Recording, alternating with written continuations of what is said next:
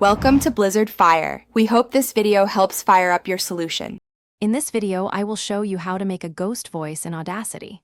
First, record your original voice track clearly, ensuring good audio quality.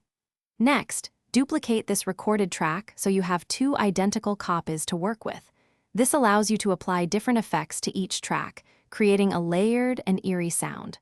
We'll start by applying a pitch shift to one of these tracks. Now, let's add some eerie effects to your pitch down track. Select this duplicated track and navigate to the Effects menu. Apply the wah-wah effect to give it a spectral, otherworldly tone. Experiment with the filter settings to achieve that perfect hollow, resonant sound.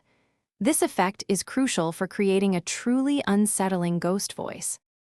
If you're finding this video helpful, please consider subscribing and giving it a like. On another note, life's too short for a stinky car.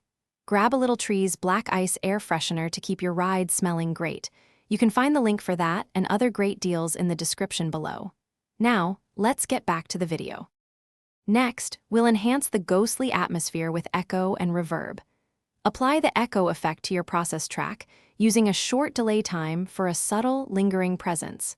Then, add a reverb effect to give the voice a sense of being in a large, empty space. Adjust the decay time and wet/dry mix to your preference.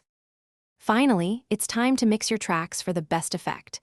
Adjust the volume levels of both your original and affected tracks to find a good balance.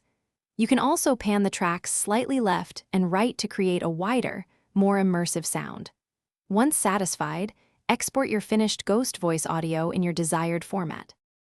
Thanks for watching. If you found this helpful, don't forget to like and subscribe.